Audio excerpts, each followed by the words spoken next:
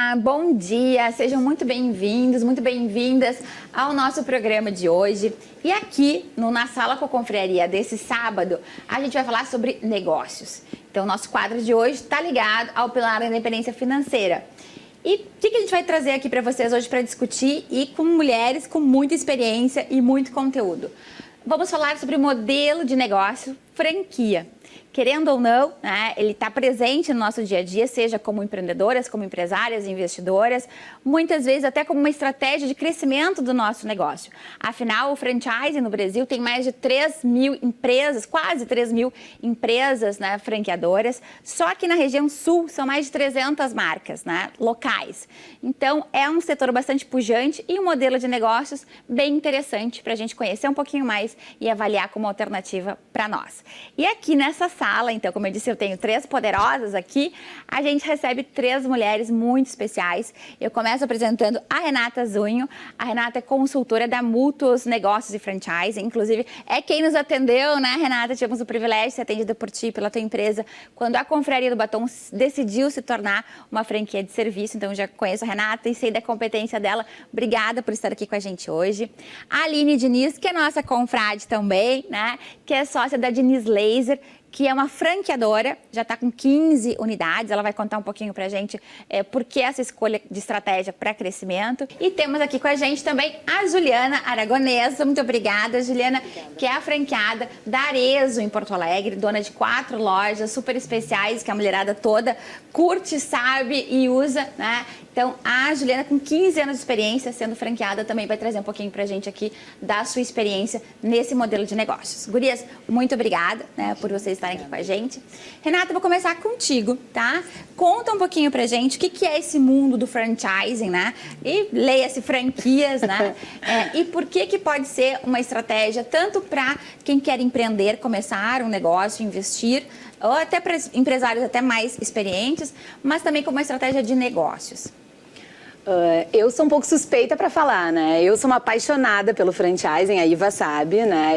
A gente acredita muito que quando ele bem estruturado, ele faz muito sentido, né, para a expansão dos negócios. Como a Iva falou, eu sou diretora da Mútuos Negócios e Franchising, né? A gente atua aí há mais de 17 anos nesse mercado. E vem aí crescendo, né, pequenas, médias e grandes empresas. Eu acho que é importante a gente ressaltar isso, né? O nosso foco hoje é a formatação e a estruturação, né, de redes de franquias, apesar da gente trabalhar com expansão de negócios de um modo geral. E o que é isso, né? A gente gosta de... vamos pensar assim, para a gente começar a pensar no sistema de franchising como um canal de expansão, o que a gente precisa ter, né? Olhando para o nosso negócio, a gente precisa ter um negócio atrativo, né? A primeira coisa que a gente fala. E essa atratividade, quando a gente fala, ela engloba uma série de fatores, né, Iva? A gente sabe, né? A gente trabalha com isso.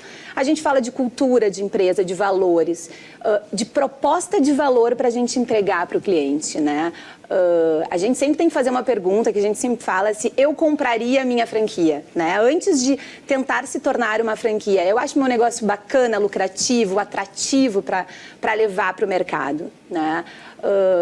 E conceitualmente, né, este negócio, o que ele precisa ter? Né? Daí, uma forma bem conceitual aqui, trazendo, as meninas já dominam esse assunto, né, mas de uma forma bem conceitual, o franchising ele é a entrega de marca e know-how. Né? Quando a gente fala de marca, a gente fala, né, Iva, de um registro devidamente registrada no INPI, é uma entrega de uma marca em caráter não exclusivo, né, porque outros franqueados vão usar também. E know-how, né, que é metodologia, processos internos, né, onde então a franqueadora ela vai entregar para esse franqueado marca e processos bem definidos, metodologias de trabalho. Né? Então, assim, esse é o nosso papel, né? Então, identificado tudo isso, daí começa o que a gente estava falando antes com a Juliana, a toda a parte de estruturar, então, uma franqueadora para dar um suporte, para entregar uma capacidade de atendimento daquela rede de uma forma adequada, né, Iva? Então, assim, né, o que a gente fala? E daí a gente começa a trazer muito para a responsabilidade da franqueadora, né? A importância da franqueadora no sentido de entregar. Então, é um relacionamento, e a gente estava trocando uma ideia ali com a Juliana, que é franqueada, que entende essa necessidade desse relacionamento, dessa proximidade. É o papel da franqueadora no sucesso do negócio. Né? Então, assim, essa conexão, esse relacionamento próximo, a entrega de treinamento, de capacitação, de ferramentas, né?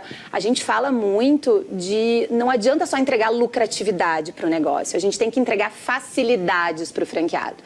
Isso vai fazer com que ele queira comprar o teu negócio. Né? Então, é muito mais do que tudo isso, né? E realmente ele está adequado, ele é um dos principais canais hoje, né, de expansão, seja para pequenos, médios ou grandes negócios, pela agilidade dele, né? Pela agilidade, pelas facilidades que tem e algumas proteções que a lei de franchising ela te traz, né? Ela te traz todo a gente não fala mais em blindagem, né? Porque eu acho que já se perdeu isso, mas a gente fala em proteções, né? A lei de franquias ela te traz uma série de proteções para te expandir, então, com terceiros, né? Que vão investir, então, no teu negócio. Então, a gente começa a ter um potencial muito maior de ganhos de escala e de reconhecimento de marca. Né? Então, a gente tem muito esse trabalho, né? E daí tem o perfil, né? A gente vai lá, a gente tem que definir tanto o perfil que está lá na ponta, quanto o perfil do nosso franqueador, né? Ou seja, ele tem que ter essa percepção de que não adianta formatar e estruturar o negócio, né? A gente precisa estar sempre ajustando, lapidando, se reinventando, né? Acho que a pandemia ela trouxe muito isso, né? As franqueadoras precisaram se atualizar, se reinventar. Aquelas que fizeram isso de forma mais rápida conseguiram né, sobreviver mais rapidamente e realmente trabalhar e reverter algumas situações. Que foi difícil para o mercado de franchising como um todo, mas tiveram muitos serviços que despontaram. Muitos serviços e empresas, né, que despontaram na pandemia. Até porque a Aline, né, que é a sócia proprietária da Diniz Laser, é uma empresa jovem, né, sim, Aline? E tu optou por crescer através, né, do franchising. Conta um pouquinho do teu momento, né, de quando eu quero crescer e vou usar, né, a metodologia de franquias para expandir o meu negócio. Sim. Bom, Iva, minha história na área da estética ela já é antiga como empresária. Eu comecei em 2009 com a Corpar, então uma clínica de estética que foi super bem conceituada em Porto Alegre. E o nosso modelo de negócio começou quando a gente verificou dentro da Corpar que o que tinha maior rentabilidade, a procura maior do nosso cliente era para os nossos lasers, nossos tratamentos a laser. Então, quando eu fui formatar um modelo de franquia, eu vi a necessidade de trazer para o mercado uma inovação, porque clínica de estética já tinham várias, clínicas de depilação a laser também já tinham várias, então eu pensei em formatar algo inovador. E por que não uma clínica de estética especializada em tratamentos estéticos a laser? Então, a Diniz Laser nasce como uma inovação na área da estética, sendo especialista em tratamentos estéticos a laser. Então, não só mais depilação a laser, mas também tratamentos para manchas, remoção de acne, cicatrizes, remoção de tatuagem. Então, todos os tratamentos estéticos vistos pelo público como, se é tratamento a laser é ótimo, dá resultado, então vem um modelo de negócio para esse público que quer resultado, muito resultado, porque hoje a mulher, principalmente, ela quer muito resultado, poucas sessões, e fazer tratamentos estéticos com equipamentos de alta performance. Então, sem dor. Sem dor, de preferência, ninguém mais quer sofrer. Então, a Diniz Laser nasce com esse propósito e como a primeira estética laser do Brasil e vendo toda essa inovação do mercado, que não poderia mais ser um modelo único, tinha que ser um modelo com múltiplos tratamentos estéticos, mas dentro de uma especialidade. Como o nosso know-how, como o meu know-how na área, eu sou enfermeira de profissão, enfermeira esteta, era dentro do laser, resolvi trazer para o mundo de franchise, então, uma estética a laser. Começamos na pandemia, um pouquinho antes de estourar a pandemia, em 2019, a Diniz Laser, e em setembro e logo em março de 2020 estourou a pandemia. E bastante, assim, para mim, surpresa é que começamos a pandemia com uma só unidade, a nossa unidade modelo do Viva Open Mall, e durante a expansão da empresa foi durante a pandemia, onde mesmo naqueles 2 primeiros anos principais ali da pandemia, a gente conseguiu chegar à marca de 10 para uma empresa jovem no mercado, ainda começando uma expansão. Então foi bem muito trabalhoso. Bacana. A gente sabe que ser franqueador hoje é algo que gera muito trabalho, desenvolver muitos processos internos para entregar para o franqueado, justamente, que a Renata falou, processos, a facilidade, algo que ele vai realmente performar bem e tendo um grande suporte da rede. E hoje nós estamos na marca de 15 ainda, né, Juliana? É uma franquia nova, considerada Almarezo, que é uma grande potência, mas a gente sabe que é um caminho a ser trabalhado. Então, hoje a Diniz Laser é um reconhecimento, principalmente aqui no Rio Grande do Sul. Nós temos lojas em Porto Alegre, Canoas, Sapiranga, Campo Bom, Caxias, Bento. Estamos abrindo agora no litoral também e diversas outras cidades. Então, muito feliz em começar nesse ramo como franqueadora e mais ainda trazendo uma expertise que eu já tenho há muitos anos. Sim. Porque a gente estava conversando ali nos bastidores, né, Renata? Não é montar um modelo de negócio, tu tem que ter muita expertise para passar, muito know-how a ser transferido para o franqueado. Porque é isso que o franqueado espera quando compra uma franquia. Ele quer comprar o teu know-how, ele paga pela marca e por tudo aquilo que ele vai receber da franqueadora. Então, esse é o nosso caminho, é isso que a gente busca, entregar sempre a encantamento aos clientes, mas tecnologia de ponta e um diferencial na área da estética. Aí. Perfeito. E até tu comentaste ali nessa questão do que o franqueado busca, né? E aí, agora, vindo para Juliana, teus 15 anos, né, com o Arezzo, o que era o mais importante assim, na tua busca quando tu escolheu Arezzo para empreender no ramo da moda? Bom, Iva, primeiramente, obrigada. Ai, prazer te receber aqui. A Juliana nos acompanha, participou da Confraria lá no início, da Confraria. Então, é um prazer recebê-la aqui, né? Uma empresária de sucesso, referência em Porto Alegre, né? E acredito que na própria franqueadora, ou seja, por mais que a Arezzo seja, né, gigante, enfim, mas tenho certeza que por toda a tua dedicação, tu és uma referência, inclusive na franqueadora. Não? Espero. Iva, então assim, a Arezzo, na verdade, assim, um novo negócio, a intenção de fazer um novo negócio, para mim e para o meu marido, na verdade somos nós dois, né, que trabalhamos juntos, estávamos em busca de um novo negócio e veio a Arezzo, né? Quando veio a Arezzo, para nós foi uma surpresa, do tipo, nossa, é demais para mim, né? Porque a gente estava simplesmente querendo algo pequeno. Quando veio a Arezzo, com toda a estrutura, com todo o produto, com todo o know-how que a empresa tem. A força da marca, né? Que é uma coisa que até a Renata comentou. A força da marca, foi algo que nos encantou desde o início, né? Nunca foi fácil, né? Montar um novo negócio não é fácil, porque a gente tem que aprender o tempo todo. Eu sou psicóloga de formação. Então, assim, para uma psicóloga, do dia para a noite se tornar uma empresária não é uma coisa muito simples, né? Porque são vários processos que a gente tem que aprender, desde contratação de pessoas, desde formatação de equipe, escolha de produto, escolha de pontos, na verdade, né, para as lojas, ver a importância do fluxo de clientes para que a loja realmente dê certo. Então, tem vários itens aí que compõem o sucesso ou não, né, de montar ou não uma franquia. E a escolha da Arezzo veio muito pela marca, né? Veio muito pelo know-how da franquia, mas veio sim, a escolha de ter uma franquia é para que nos desse essa segurança de montar um negócio sem ter a experiência, né? Então a franquia vem muito nessa onda para novos empreendedores, né? De trazer sim a expertise, a experiência para que a gente possa sim dar esse passo com um pouco mais de segurança, porque né? Aqui vem um ponto importante, e que bom que vocês tiveram na ocasião a maturidade, né? Porque às vezes é uma escolha, né? A pessoa se sente capaz, criativa, não, vou fazer a minha própria marca e tal. Mas, em especial para quem empreende ou quem vai fazer um investimento no primeiro negócio, ou até já não é o primeiro, mas que tem ainda uma experiência pequena naquele segmento, a franquia traz, não é uma garantia de sucesso, obviamente, mas traz já uma tarefa de casa feita, né? Toda que é justamente a questão dos manuais, dos treinamentos, do próprio produto, precificação, ajuda na escolha de pontos, se é uma franquia que assim necessita, enfim. Então, acho que entra aqui, porque depois de 15 anos olhando para trás, né? A Juliana tem 4 lojas, ela começou com uma, né? E foi crescendo. Começamos com 3. Ah, começaram com 3? Então são ousados, né?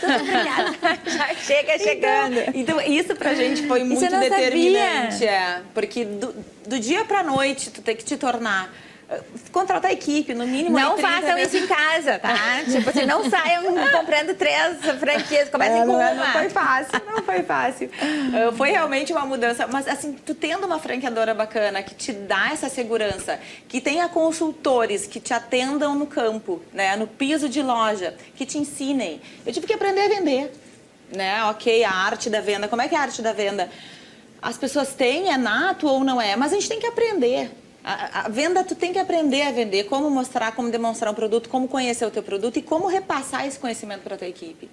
Então, assim, além disso, motivação de equipe, como transformar, né, um vendedor que não daqui a pouco não está tão motivado em um vendedor que se motive e venda. São vários desafios no dia a dia que a franqueadora ajuda muito. Se a franqueadora é boa, a franqueadora ajuda, né? E eu acho que a escolha da franqueadora que tu vai colocar o teu dinheiro, né? Porque é dinheiro, é expectativa, é tempo, né? É reputação, são vários itens, né? Eu acho que são vários itens assim que tu tem sim que observar antes de fazer esse investimento, que sempre é um investimento alto, né? Mas enfim, faz parte também da nossa maturidade de negócio, o aprendizado, né? Que além da franqueadora, mas a nossa vontade mesmo, né, de dar certo também influencia muito no sucesso do negócio. Acho que entra a questão de o querer dar certo, o estar aberto a receber a orientação, né, do A franqueador. fala da Juliana, ela vem legitimar justamente isso, né? Que é a força de uma marca e o caminho todo que a marca já havia percorrido e entregar para ela esses processos já bem definidos, padronizados, né?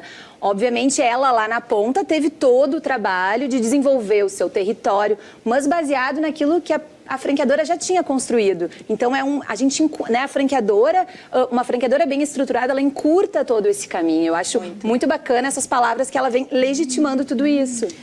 E no caso da Aline também, essa questão do nicho também, acho que é uma coisa bem importante, porque se a gente pegar beleza, bem-estar e saúde, moda, são grandes segmentos dentro do franchising, né? A alimentação, o food service em especial, ou seja, tem muita gente concorrendo, né? Então, se realmente não tiver uma diferenciação, todo um cuidado, uma marca forte, né, mais tradicional. Então, quando se for fazer escolha, muitas vezes, por uma franquia, né, como oportunidade de negócio, ou quando você quiser expandir o seu negócio, se tornando, né, um franqueador, entram essas questões, né, que são desafiadoras, né, mas viáveis. E outra coisa que a gente estava comentando antes, Iva, é perfil, né? Eu acho que sempre quando a gente vai escolher um franqueado e o franqueado escolher a franqueadora, tem que se identificar com o produto, mas tem que ter o perfil para o negócio. Né? Não adianta simplesmente do nada tu abrir um negócio sem expertise, sem experiência, sem o olhar do negócio, porque é um risco constante, né? Então, saber com quem tu saber quem tu tem do lado faz total a diferença para o que tu tá aí empreendendo. Né? Eu acho que essa questão do se conhecer, né? Sim, seja franqueado, franqueador, como tu comentaste, ou vice-versa. Na confraria, inclusive, a gente colocou um processo seletivo bem rigoroso demais. A gente vai até para numerologia. A gente faz perfil comportamental, faz mapa numerológico, além de toda a questão técnica, né? Obviamente. Mas porque é importante essa identificação. E no nosso caso, como é uma franquia unipessoal, é serviço, mais ainda precisa estar alinhado com os nossos valores e tal. Então, a importância disso... E aí, eu acho que vai, quem é empreendedor ou investidor, do autoconhecimento, né? Que a gente bate sempre, que fala em empreendedorismo, bate nisso. O que eu gosto, o que me motiva, o que eu espero, né, do meu parceiro, seja ele o franqueador ou o franqueado. E a minha aversão ao risco, porque, como a gente fala também sempre, a franquia, ela te dá um caminho andado, né? Ou uma boa parte, como a Juliana falou. Mas existe um risco, né? Não é porque estou me tornando uma franqueada de uma marca consolidada, enfim, que meu risco é zero. Não, ao contrário, o risco está inerente. Talvez ele fique um pouco menos minimizado, porque tu já vai ter ali uma experiência, né, de uma marca. Mas o risco existe sempre, né? Uma dica que para mim foi muito importante, Iva, eu acho que sempre que um novo franqueado, uma pessoa física quer se tornar jurídica, é entrar em contato com os franqueados da marca, né? É ligar para os franqueados. A ABF, ela fornece a lista dos franqueados, né, para que a gente possa entrar em contato com os já franqueados e saber da experiência. Saber se está sendo uma boa experiência, se efetivamente é um bom negócio, se aquilo que a franqueadora está prometendo entregar, de fato entrega. Então, essa investigação antes de optar e assinar lá o contrato faz muita diferença. Então, assim, isso para a gente fez muita diferença. É indispensável, eu diria, isso que a Juliana falou. Circular de oferta de franquia. É obrigatório ter lá a lista, né, com contato de telefone, contato de e-mail de toda a rede, né, de toda a rede de franquias. Então, ou seja, a gente tem acesso, né? A circular de oferta de franquia, ela é entregue antes, né, de assinar qualquer documento. 10 dias antes do contrato. Isso aí. A Iva já sabe tudo.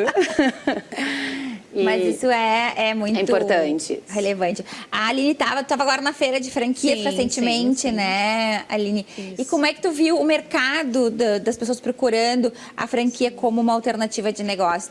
O que eu vejo hoje dos investidores, né, das pessoas físicas querendo se tornar jurídica, elas justamente buscam a franquia pela questão segurança, mas elas querem muito se identificar com o negócio que elas estão procurando. Então, eu noto assim que mesmo no mercado da estética, que é um mercado teoricamente feminino, tem muito investidor também procurando homem, porque ele vê a questão da rentabilidade do serviço da área da estética e do crescimento como um todo nessa área. Mas a gente nota que mesmo na feira, que tem múltiplos ali franqueadores, de múltiplos tipos de negócios diferentes, que a procura vem sendo muito grande. As pessoas querem investir, mas elas estão com muito receio de investir num negócio próprio devido a tudo que está acontecendo, ao país, as grandes instabilidades econômicas. Então, a pessoa quer um modelo mais formatado, ela quer começar certo, com mínimo risco de errar, que é isso que quando a gente abre o próprio negócio, a gente, né, sobe, desce, sobe, desce, sobe, desce, até encontrar um modelo ideal. Então, eu vejo isso, a pessoa procurando algo que se identifica, mas principalmente algo com menor risco e com uma maior rentabilidade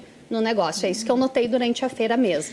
Iva, só complementando, assim, com relação ao mercado, o mercado de serviços, né, de franquias, o segmento de serviços veio crescendo muito nos últimos anos, né? Esse é um dado, antes era muito mais focado em alimentação, produto, e os serviços, eles tomaram uma fatia bem importante do franchise. Até esses dias eu vi um artigo no site da BF, que era também sobre isso, sobre que os serviços estão se estruturando melhor, sim, né? Perfeito. Até para se tornar uma franquia, há essa necessidade, obviamente, mas que tem feito até algo positivo para o segmento, que é justamente organizar e dar mais formalidade, inclusive, né, aos serviços.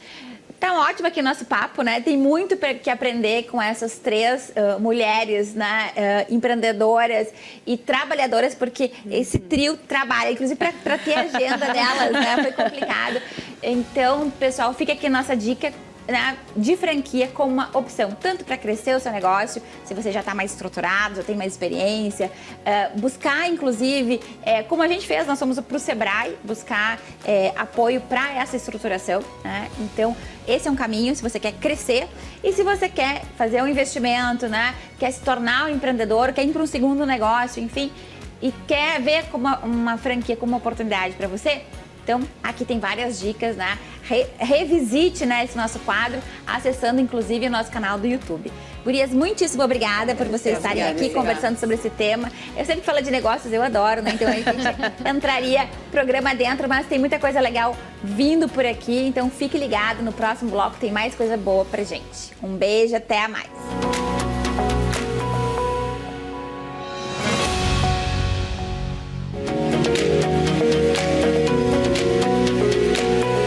Câncer de pele é o segundo no Brasil em maior incidência. Não é em letalidade, mas em maior incidência. E é um tipo de câncer que a gente, com alguns cuidados, pode evitar.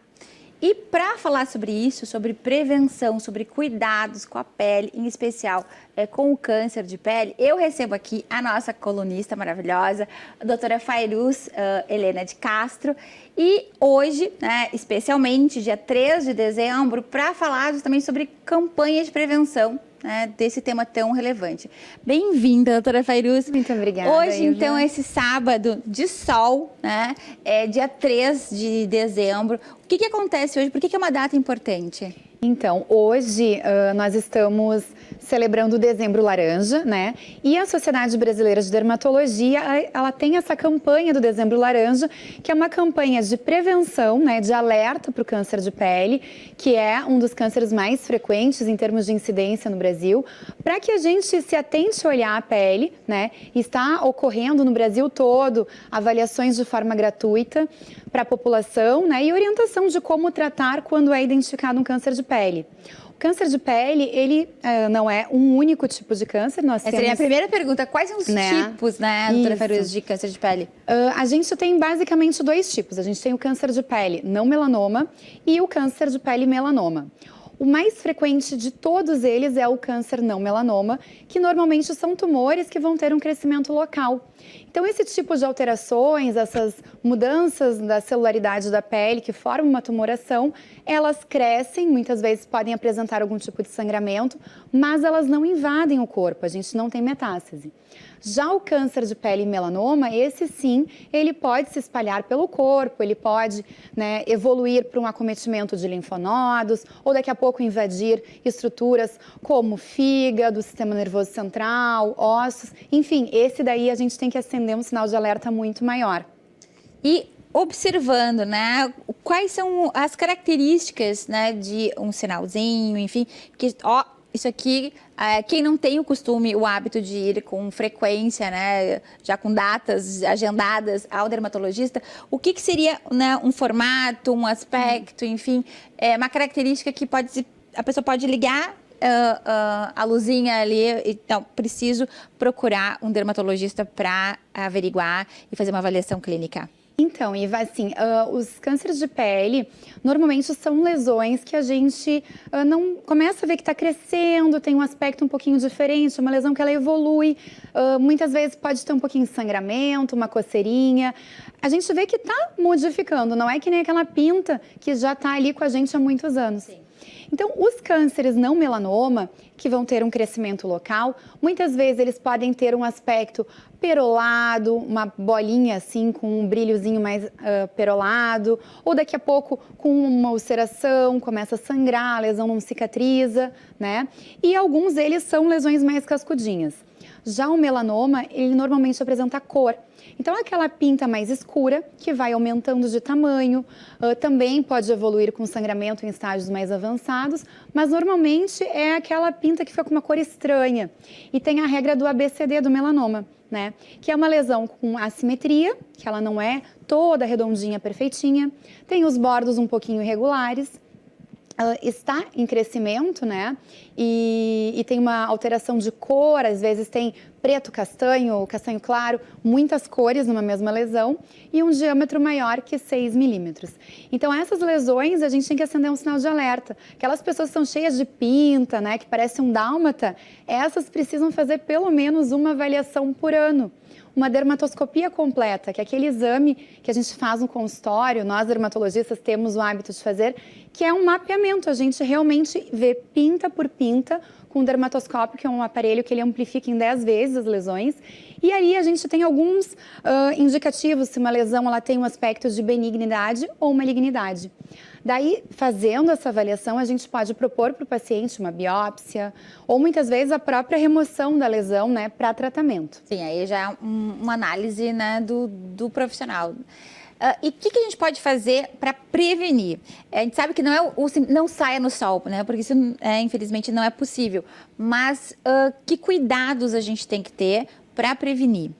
Um slogan de uma das campanhas do Dezembro Laranja da Sociedade Brasileira de Dermatologia era: se exponha, mas não se queime, né? Se proteja. Isso aí, acho que resume. Use filtro solar. Né? Evite aqueles horários, principalmente se você tem algum fototipo mais claro, pessoas assim que nunca ficam bronzeadas, que só ficam vermelhas. Evitem o sol nos horários em que a incidência de UVB é maior, como das 10 da manhã até as 4 da tarde. Utilizem filtro solar não só no rosto, mas também no corpo, né? Aplique um FPS pelo menos de 50 para cima, enfim. O sol, a gente sabe que tem um fator muito importante, existem fatores genéticos também associados, mas esse a gente não modifica. Então, assim, curte o verão, mas curte de uma forma moderada, que seja saudável. Perfeito, né? Eu acho que tá. Esse é o recado, né? Começamos dezembro, especialmente, né, com a campanha em Dezembro Laranja, mas fica sempre, né? Use protetor solar, né? A sua avó já dizia, né? Agora a sua mãe, as gerações mais novas, mais ainda presentes nesse aspecto, mas tem mais consciência, né, disso. Não deixe de aproveitar o sol, mas proteja-se. Use um bom protetor solar, às vezes até a proteção física, né? Eu me lembro do meu pai, que trabalhava no campo, ele saía para o campo a 40 graus com camisa de manga comprida, camisas brancas de linho, nunca me esqueço, protetor solar, chapéu. Então, tipo, vamos nós, né, todos nos protegermos e assim evitarmos o câncer de pele. Muito obrigada, doutora Fairuz, por estar aqui com a gente falando desse tema tão importante e de saúde pública. Obrigada, Ivan. Bom dia, sejam bem-vindos. Final do ano está chegando e a gente começa a olhar lá para o início do ano e para as coisas que aconteceram. E, meu Deus do céu, me falta tempo, eu não vou conseguir fazer tudo aquilo que eu planejei. E aí agora a gente começa a correr para vencer aquelas coisas que a gente não conseguiu fazer lá atrás. Você está assim? Então porque não adianta nada a gente continuar correndo de forma desordenada. O que a gente precisa fazer? Todo mundo tem a mesma quantidade de tempo. Todos nós temos no máximo 24 horas por dia. O que faz com que algumas pessoas estejam chegando agora no final do ano com aquela sensação de foi tudo bem, consegui cumprir as minhas metas, e outras cheguem no final do ano ou mesmo no final do dia com aquela sensação assim, ai meu Deus do céu, o que eu fiz? Corri e eu não tenho tempo para atender tudo que eu preciso. Então, eu tenho uma boa notícia para você. Você tem tempo. Mas você precisa organizar esse tempo para que você consiga, de fato, atender as suas prioridades e fazer aquilo que é importante para o teu crescimento. Então, do que a gente vai falar agora? A gente vai falar sobre planejamento. Você para planejar? Se você não para planejar, o que vai acontecer? Você não define prioridades. Você não tem clareza daquilo que você precisa fazer. E isso não tem meta. Não tem prazo. Então você não tem nenhum plano, você tem sonhos, mas é muito mais difícil de realizar. É muito mais difícil de encaixar isso no tempo que você tem disponível. Então é muito importante a gente ter um planejamento. E a gente não precisa esperar 1º de janeiro, ou começar o ano, ou começar a semana, ou começar o mês para você fazer um plano. Faz agora. Quando você terminar de assistir o programa, senta e faz o teu planejamento para os próximos 12 meses, para os próximos 3 meses, para a próxima semana. Faz o teu planejamento. Além disso, uma coisa que faz com que a gente não consiga aproveitar bem o nosso tempo é a gente não executar o que a gente planejou. Nossa, eu gastei uma semana, e aí gastei mesmo, porque eu não investi. Eu gastei uma semana planejando e não cumpri nada do que eu planejei. E aí eu só gastei esse tempo. Então é importante que eu cumpra aquilo que eu planejei. E uma forma de garantir isso é eu ter um plano de ação para as minhas metas. Você já deve ter ouvido falar do 5W2H, que é 2Hs, que é uma forma de nós fazermos um plano de ação para a gente cumprir, atingir as nossas metas. O que é o 5W2H? Você vai fazer lá. Vai definir qual é a ação que você vai fazer, o que de fato você vai fazer para atingir a meta que você desenhou, né? Quando você vai fazer isso? Em que lugar você vai fazer isso? Quem vai ser o responsável? É você mesmo que precisa fazer ou é alguém que você vai trazer da sua equipe para executar essa tarefa, né? Quanto vai custar isso? Como isso vai ser feito especificamente? Então, todas essas respostas vão te ajudar a ter um plano de ação para que, de fato, você consiga tirar o teu planejamento amplo do papel.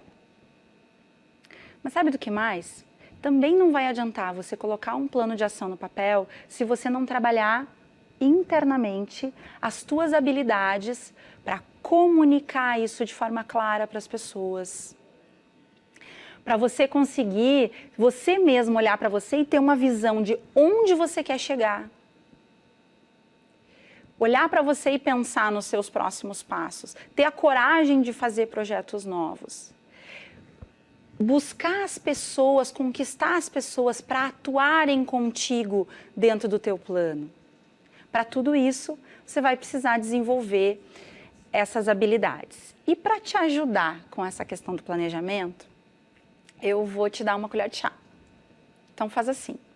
As pessoas que acessarem lá no meu Instagram, @MoniqueReal, e mandarem para mim no direct, quero planejar, vão ganhar 30 minutos de uma sessão comigo, para a gente focar nos teus desafios de planejamento, nas tuas necessidades específicas, nas habilidades que você precisa desenvolver para isso, e para que você possa aí, então, começar a próxima semana, o próximo mês, o próximo ano, né, com um planejamento e com uma perspectiva de tirar do papel os teus sonhos.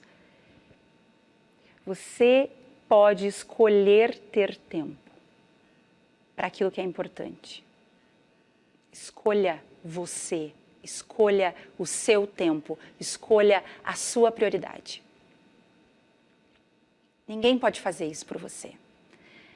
Então, tá aqui a dica. Fica o convite para você deixar lá o quero participar. Espero você lá no meu Instagram e vai ser um prazer te ajudar. Obrigada pela tua audiência e até o próximo sábado.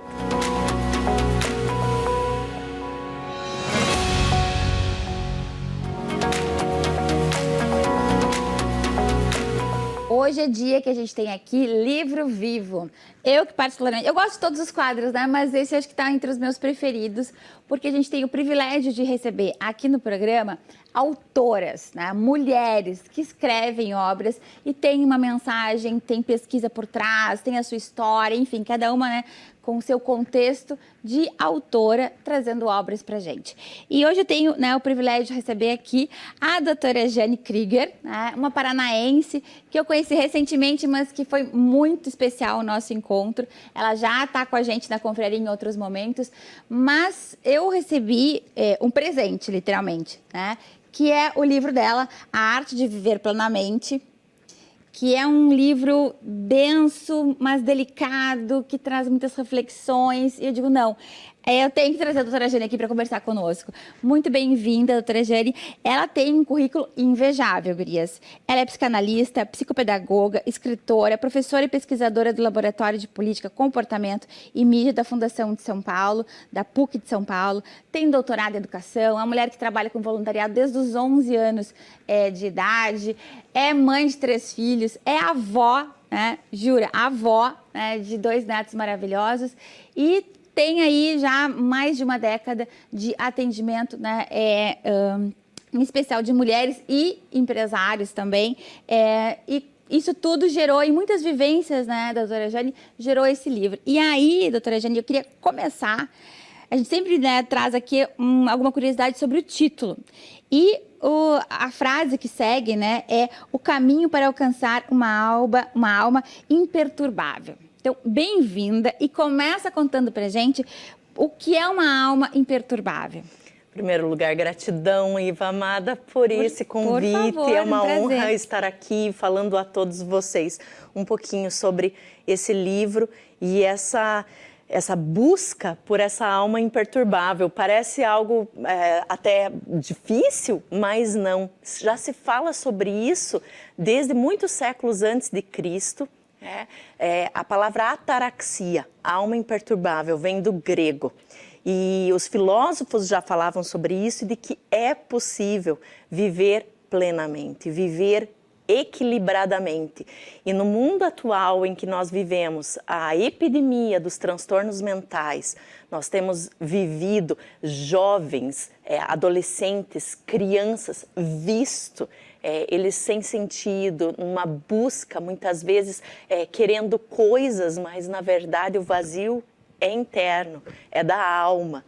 E essa alma imperturbável, ela é possível, sim, quando você tem os pilares certos para vivê-la. E não é uma coisa fácil, nem utópica. ela é real, contudo você precisa de muita disciplina, perseverança para desenvolvê-la. Então no livro eu trago 21 capítulos e eles estão sim firmados então em 21 pilares. E até uma questão interessante da estrutura do livro, né, esses 21 capítulos, que tem, primeiro, né, várias reflexões, né, convites, né, à reflexão, e depois tem literalmente um exercício, né, uma tarefa para ser feito, e meditações, né, algumas frases, inclusive, para a gente pensar a respeito. Eu acho que quando a gente tem um livro de autoconhecimento, de autodesenvolvimento, eu particularmente gosto muito disso, né, tipo, coloque-se em ação, né, para e escreve, pensa. Exato.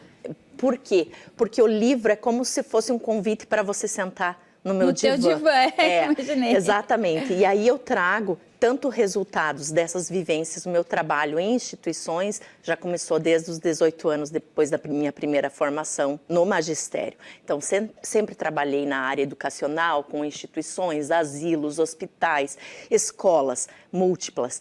E quando você vai vivendo e entendendo a realidade de milhões de pessoas, você vai percebendo coisas simples e básicas que nós, desenvolvendo as mesmas, nós podemos sim viver mais plenos, felizes, equilibrados e principalmente desenvolver resiliência, essa maturidade para enfrentar os dias de dor com paz. Porque eles vão existir, né? E depende muito do como a gente vai reagir, obviamente, a isso. Dor né? faz parte da vida. Se não estiver doendo, cutuca, vê se está vivo. Tá vivo. A gente dói para nascer, dói para morrer e dói para viver. Então, a sabedoria em adquirir essa resiliência para enfrentar a dor, sem se desesperar, sabendo... Primeiro, administrar o seu tempo. O tempo é a maior riqueza que nós temos. Fala um pouco sobre a questão do tempo. Tempo não é dinheiro, tempo é vida. Né? E a questão da morte. A morte está muito presente. Esse livro fala sobre como viver plenamente, mas para você viver pleno, você precisa entender e pensar sobre a morte. E esse livro nasce com a morte. Então, morre uma das principais pessoas da minha vida. Cita ela no início, né? Isso, e agradece. É ela que eu dedico esse livro, ela é como se fosse minha segunda mãe.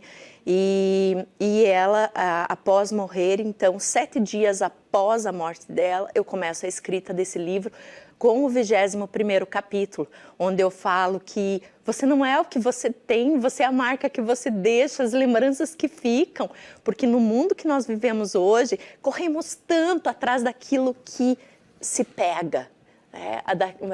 De diplomas, e não que isso não seja importante, eu sou um exemplo de que sempre busquei o aperfeiçoamento, mas para quê? Para me sentir melhor ou para me achar? Não, para eu ser melhor, para servir melhor.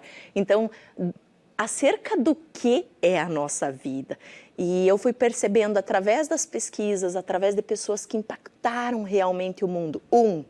Não existe pessoa que faça algo grande na Terra que não tenha passado por grandes sofrimentos. Alguma dificuldade. A vida é marcada por muita dor nessas pessoas e a diferença é o que elas fizeram com a dor. Porque nós podemos amargar ou adoçar, né? Melhorar ou piorar. E a escolha é nossa. Então, o que fazemos da dor? Como enfrentamos? Os relacionamentos, como nos relacionamos? Como o amamos? Como nos entregamos? Nos entregamos? E tudo isso é a escrita diária nossa, do nosso livro da vida. Né? O verdadeiro legado. Porque quando nós partirmos, porque sabe o que eu penso, Iva amada, é o dia que você morrer. Quando os nossos familiares, quando as nossas amigas, quando as pessoas que conviveram conosco receberem a ligação dizendo, a tua amiga, né, tua irmã faleceu. Como que as pessoas vão reagir? E essas perguntas difíceis que eu faço, que às vezes a gente não para pensar. Será que elas vão sentir alívio? Será que elas vão sentir a dor da saudade já começando a apertar? Porque realmente nós somos aquilo que nós inspiramos no outro. É motivação? É esperança? É vontade de viver? Porque é ou não é, Iva? Tem pessoas que a gente senta junto e você sai meu Deus, que peso, parece que saiu toda a energia. E tem outras pessoas que, quando elas deixam a tua presença, você se sente assim, super energizada. Né? Exato, com vontade de viver, com vontade de fazer teus sonhos acontecer. Ela, por exemplo, ela é um caso bem específico. Então, é pura luz. É isso. E então a gente começa a arrumar a vida, entender que muitas vezes aqueles problemas que são passageiros, né? Não é isso, não é acerca disso, mas é acerca de você viver plenamente cada momento, principalmente os momentos à mesa. E isso eu tento resgatar aqui, que é a minha tese de doutorado. A importância da mesa, pasmem, na formação da identidade das crianças, na formação do superego, que é a nossa voz da consciência, que é saber o que é certo, o que é errado, na questão dos relacionamentos. E aí uma das frases que eu trago aqui é: nós não perdemos os nossos filhos na rua, nós perdemos os nossos filhos em casa. E olha lá, na mesa, porque esquecemos da importância dela. Vocês viram quanto, só de escutar aqui nesses minutinhos, a doutora Jane, vocês já repararam o quão interessante é o livro dela, as palestras, enfim, tem muita coisa também disponível nas redes sociais, no YouTube, enfim, mas o convite é para o livro, porque eu concordei plenamente quando o Rafael Jacobsen, né, o presidente da Academia Rio Grandense de Letras, que fez o prefácio do teu livro, tem uma partezinha que ele diz aqui que o livro da doutora Jane não é um livro... um manual, não é receita, não tem dicas. Ele é quase que uma bússola, né? Um convite a gente fazer reflexões, a reconsiderar, a acolher perguntas difíceis, né? E aí, obviamente, ela como psicanalista tem já esse dom, né, das perguntas para nos fazer refletir. Então, fica o convite para que vocês leiam, né, e acessem mais conteúdos da doutora Jane Krieger. Muitíssimo obrigada. É curtinho o nosso bate-papo aqui, doutora Jane, mas é para justamente a gente incentivar, né, a leitura e conhecer um pouco mais, né, os bastidores, né? Muitíssimo obrigada. Gratidão. Pela gentileza de estar aqui com a gente hoje. Esperamos em outros momentos, porque a doutora Jane tem muito conteúdo especial para mulheres.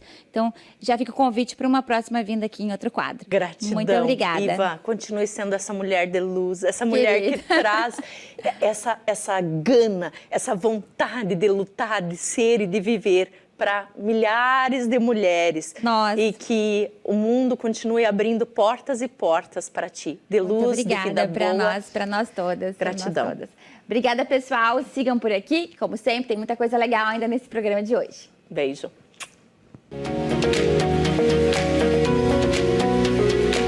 Casa de Viver. Eu sou a Michele Ravadelli, sócia do Vieira Ravadelli, responsável aqui pelo cenário. E hoje estou aqui com a Bia Raffaelli. Bia Raffaelli, Michele Ravadelli. Tudo italiano.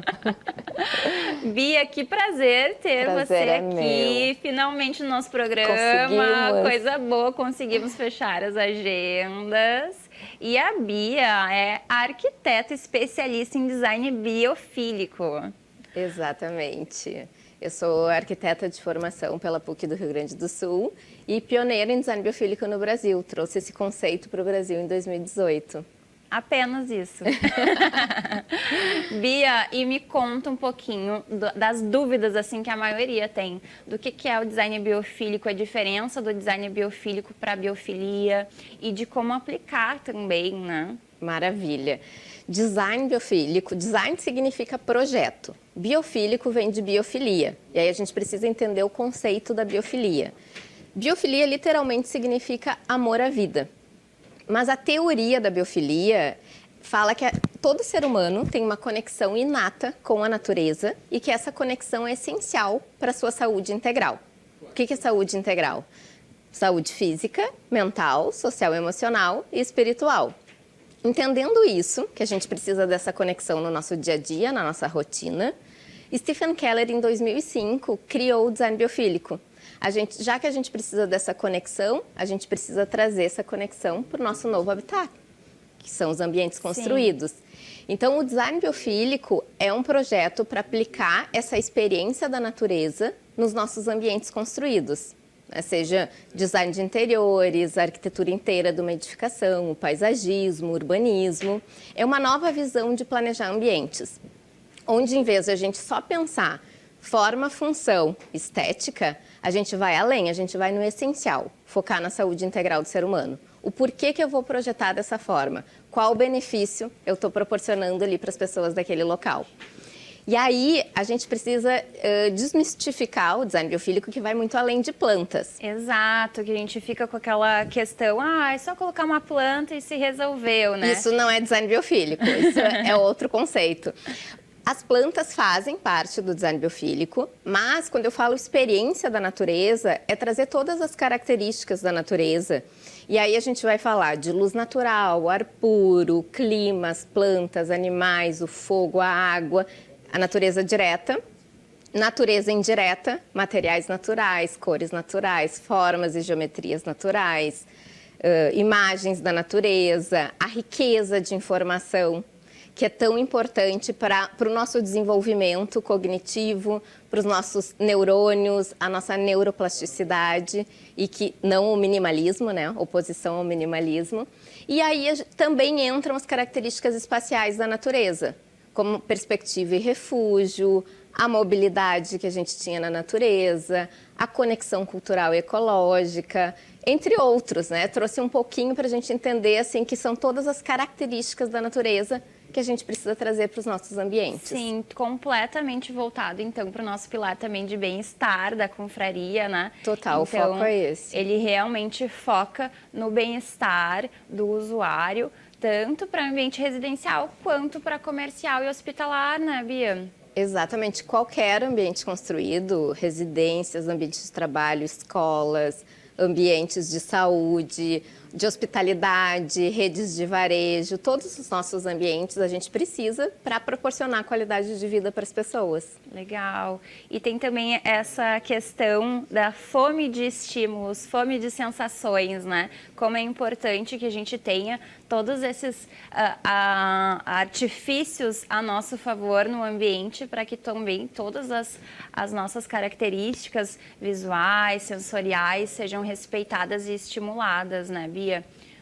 É um fator determinante no design biofílico a gente estimular todos os nossos sentidos, não só o da visão, mas o da audição, olfato, tato, paladar, para a gente continuar se desenvolvendo da melhor Até porque maneira. a privação disso também é uma forma de fazer com que se adoeça, né? Exatamente. Então tem também toda essa questão até usado como tortura, a ausência de estímulos.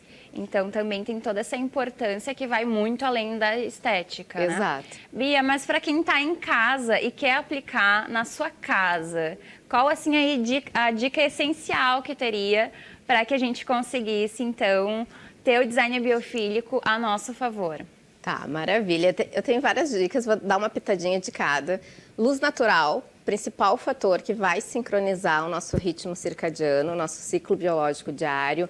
Então, vai regular nossa imunidade, vai reduzir estresse, vai trazer qualidade de sono. A gente precisa ter esse contato no nosso dia a dia. Então, ali, se a gente tem um home office, ficar perto da luz natural. A renovação do ar diária, essencial, né? Principalmente ali pela manhã, para reduzir quantidade de dióxido de carbono e dissipar vírus e bactérias que a gente viu que é tão importante aí na pandemia. E aí a gente pode trazer também de formas indiretas, que eu acho que fica mais fácil para várias pessoas, trazer materiais naturais, trazer cores naturais, e aí eu falo dos verdes, tons terrosos, azuis, imagens da natureza. Tudo isso vai trazer um bem-estar e vai estar estimulando, potencializando a nossa saúde integral. Gente, coisa boa. Vocês vejam que é um assunto riquíssimo. Nós poderíamos ficar aqui horas falando sobre. Inclusive, a Bia tem curso, né? Comunidade Biofílica. Faço parte, mas sou uma aluna não tão exemplar. Imagina. E a Bia tem curso da Palestras também. Vai ficar o arroba dela para vocês seguirem e saberem mais sobre design biofílico. Muito obrigada. Bia, nós que agradecemos a tua visita aqui. Que bom que tu pôde vir. E fica o convite para uma próxima, então, que tem muito assunto pela frente. Com certeza, eu que agradeço o convite e poder compartilhar um pouquinho do design biofílico, que eu acho que é um assunto tão importante para todos nós. Sim, muito, que delícia. Então tá, gente, até o próximo sábado. Muito obrigada.